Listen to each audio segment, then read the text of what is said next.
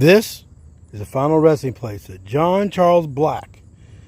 He was born in 1839 in Lexington, Holmes County, Mississippi. He's a Medal of Honor recipient, U.S. Congress, Union Brevet Brigadier General. Before I continue, I'd like to thank you for watching this video. Please subscribe, like, comment, share.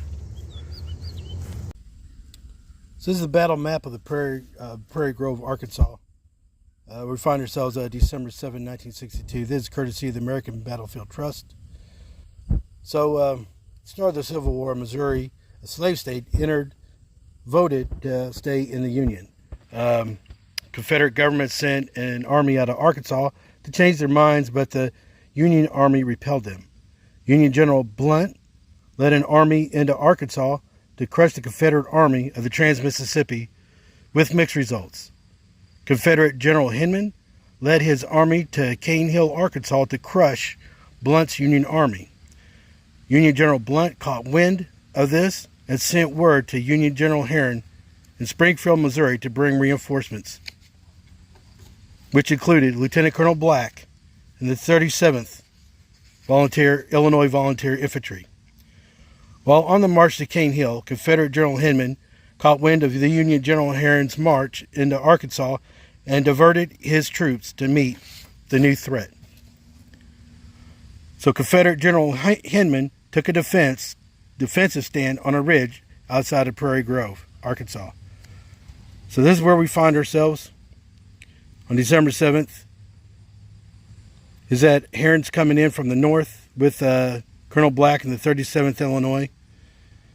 In the morning, General Herron sent in a couple of units, but they got repulsed by the Confederate Army. And then in the afternoon, Union General Houston sent in a couple of units, which included the 37th Illinois. Now, Colonel Black was riding into this assault with his right arm in a sling a wound that he got at P Ridge. And this wound pretty much disabled his right arm for the rest of his life. During the charge, Lieutenant Black was struck in the left arm, but stayed in command during the assault. And according to the Medal of Honor citation,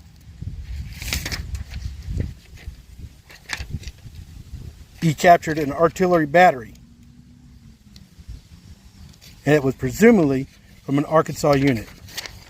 According to the history tuber, history guy, history that deserves to be remembered, the Battle of Prairie Grove ended Confederate hopes for control of Missouri.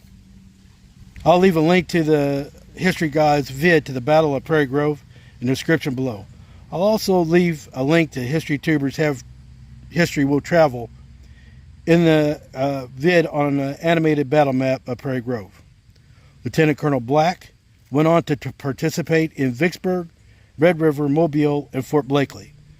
On March 12, 1866, Colonel Black was appointed the grade of Brevet Brigadier General for gallant services in the assault on Fort Blakely.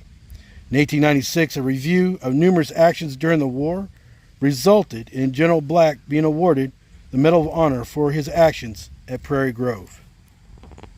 After the war, in 1872, Black ran unsuccessfully for lieutenant governor and declined the gubernatorial nomination. In 1884, Black was considered as the vice presidential candidate on the Democratic ticket with Grover Cleveland, but declined. In 1885, he was appointed U.S. Commissioner of Pensions. In 1892, he was elected to Congress. In 1893, he declared himself a mayoral candidate for the city of Chicago. And in 1903, served as National Commander-in-Chief of the GAR. He died in 1915 in Chicago, Cook County, Illinois, and he's buried here at Spring Hill Cemetery Mausoleum, Danville, Vdermilion County, Illinois.